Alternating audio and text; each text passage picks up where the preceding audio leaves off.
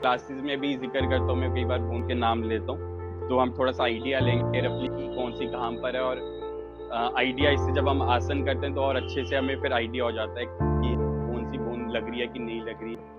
Myself, Dr. Sanjeev Mittal, I am working as a cardiologist in Paras Hospital, Panchkula. उसके बाद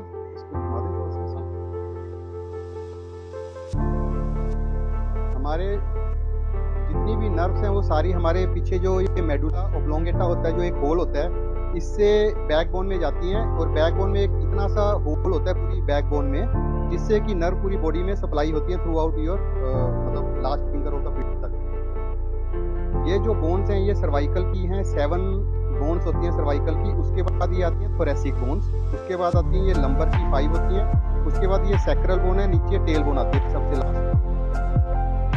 अब जो nerves यहाँ से क्रॉस कर रही हैं, ये इसी को हम बोलते हैं, जो मनकी होते हैं कि मनका हिल गया या कुछ भी, इसी को हम मनका बोलते हैं। जो ये 1 2 3 4 5 ये सब।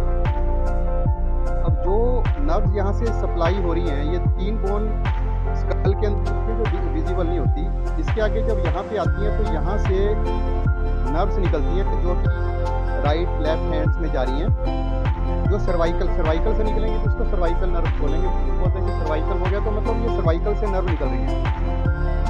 अगर थोड़ी सी भी ये हिल गई तो अगर सपोज करो इतना होल है, अगर थोड़ा सा भी हिल गया थोड़ा सा, तो वो 50% रह गया, तो वो नर्व थोड़ी सी कंप्रेस हो रही है, लेकिन फुली कंप्रेस नहीं हो रही है। तो लेकिन हिलने के कारण जब वो सेंसेशन इस बोन के साथ टच करती है नर्व, तो वो एक हमें कहते हैं कि एक चीज लग रही है सीधी, की मतलब एक पेन रेडिएट कर रहा है या इशियाटिक पेन जा रहा है, तो वो इस नर्व्स के कारण जा रहा है। अगर ये फिर और ज्यादा कंप्रेशन हो जाए तो वो धीरे धीरे आपकी वीकनेस होनी शुरू हो जाएगी उस पार्ट की। ऐसे ही ये लंबर से निकलती है, तो ये लंबर और ये सैक्रल है, जो इस ज्वाइंट से जो हम इशियाटिक जो इशियाटिक नर्व जो सबसे बड़ी नर्व होती है, जो नीचे तक जाती है, जिसके हम एक्सरसाइज भी कर रहे हैं, तो ये नर्व जो सबसे बड़ी नर्व होती है यहाँ से निकलती है लेग्स में। तो लेग्स में नर्व निकलने के कारण वही सेम है कि अगर इसका इशियाटिक पेन हो गया, जो हम एक्सरसाइज बैक की कर रहे हैं जो भी है, तो एक्चुअल में पर्पज क्या होता है कि जो एक होल है जो कि ऐसे हो गया, और उसको मसल एक्सरसाइज के साथ हम उसको स्ट्रेच कर रहे हैं ताकि वो जो होल है नर्व्स का वो थोड़ा सा वाइड हो जाए, जो अपनी नेचुरल पोजीशन पे आ जाए, जिससे कि वो नर्व्स की सेंसेशन खत्म हो जाए, जो भी इशियाटिक पेन हो रहा है या जो भी हो रहा है वो खत्म हो जाए। That is most common. उसका इशियाटिक पेन का ये होता है कि जो नर्व्स इसमें से ये जो होल दिखते हैं ना ये साइड पे, इसमें से नर्व्स निकलती हैं सारी, और नर्व राइट की लेफ्ट की नर्व्स इसमें से निकलती हैं। अगर ये थोड़ी सी ऐसे हो जाए तो वो इसका रास्ता कम हो जाएगा, तो वो इसको डिस्टर्ब करेगा। तो एक्सरसाइज करते हैं ताकि ये अपनी पोजीशन पे आ जाए और इस नर्व्स को स्पेस मिल जाए, ताकि वो इशियाटिक पेन का खत्म हो जाए।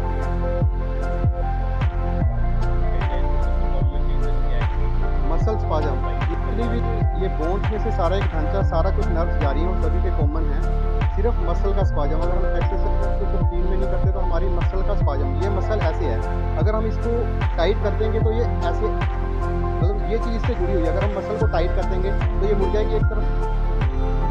तो जो भी हम एक्सरसाइज कर रहे हैं वो सिर्फ मसल के लेवल पे कर रहे हैं। जो हम उसमें एक्सरसाइज स्ट्रेचिंग एक्सरसाइज करनी पड़ेगी। तो दिनचर्या में हम एक्सरसाइज जो हम दिनचर्या का लैपटॉप पे या कोई मोबाइल पे वर्क कर रहे हैं, वो ऑटोमेटिकली हमारी मसल स्पाज़म में जा रही है, क्योंकि इसको पड़ रहा है और वो स्पाज़म में जा रही है। जब स्ट्रेचिंग एक्सरसाइज करेंगे तो वो मसल स्ट्रेच हो जाएंगी, तो वो only stretching exercise is the main relief. हाँ, पोस्चर। अब ये जो हमारा जो ये है स्कल है, ये अराउंड 6 to 7 kg की अप्रोक्सीमेट एज टू एज वो डिफरेंस थोड़ा करता है। अराउंड 7 kg के आसपास इस स्कल का वेट है, अगर हम इस पोजीशन में रखते हैं अपना। तो अगर हमने इसको 30 डिग्री पे ऐसे कर लिया तो हमारे सर्वाइकल ने ही इसको पकड़ के रखा हुआ है। इसमें 7 किलो का वजन सर्वाइकल के ऊपर ऑलरेडी आ रहा है। जब हम अपना मोबाइल देखते हैं 30 डिग्री पे हम इसको करते हैं तो इसका वेट 10 kg हो जाता है। हमारी सर्वाइकल पे अब 10 किलो का वजन आ रहा है। अगर मतलब और अगर हम 45 डिग्री पे ऐसे स्कल कर लेते हैं तो ये 12-13 किलो की हो जाती है, सर्वाइकल के ऊपर वजन आ रहा है। अगर हम इसको बिल्कुल ऐसे करके देखते हैं या स्टडी करते हैं तो 15 किलो का वजन सर्वाइकल पे आ रहा है, जो कि अराउंड 9-10 kg एक्स्ट्रा वेट इसके ऊपर है।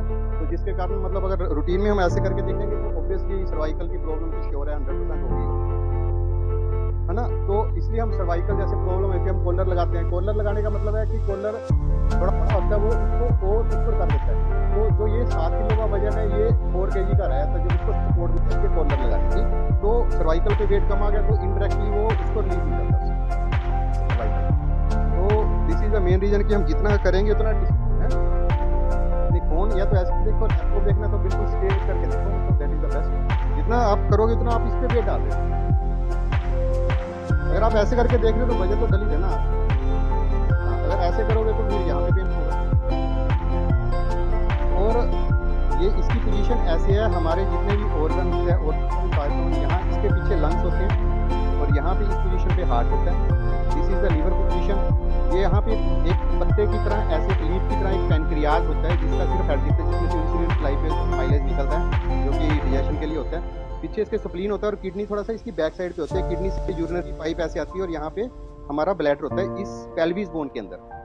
This is the pelvis bone, ठीक है। और ये हमारी जो सबसे वो हाँ, ये फ्यूमर हो गया और ये अपनी फ्यूमरस रेडियस अल्ना, और ये रिब केज है जो हमें हमारी लंग्स और हार्ट को प्रोटेक्ट करता है। और मैक्सिमम बैक की या प्रेगनेंसी है उसके बाद बैक की प्रॉब्लम रूटीन में हम मैक्सिमम बैक की प्रॉब्लम होती है, क्योंकि जितना भी ये सिर्फ बैक में, सिर्फ ये बिल्कुल पीछे है बैक, जितने भी ऑर्गन्स बॉडी के हैं या प्रेगनेंसी के दौरान, मतलब जैसे कि वेट इंक्रीज होता है आगे, तो जब इसके ऊपर ऐसे करके जितना भी वेट इंक्रीज होगा तो बैक के ऊपर मैक्सिमम वेट जाएगा। जब प्रेगनेंसी के बाद या कोई भी रीजन के कारण जैसे हमारा वेट लूज हो जाता है तो बैक तो धीरे धीरे ऐसी होती रहती है, बेंड होती रहती है एस शेप। प्रेगनेंसी के बाद क्या होता है कि जैसे वेट लूज होता है तो ये पीछे नहीं जा पाती, क्योंकि जो मसल है हार्ट में वैसे अडेप्ट हो जाती है।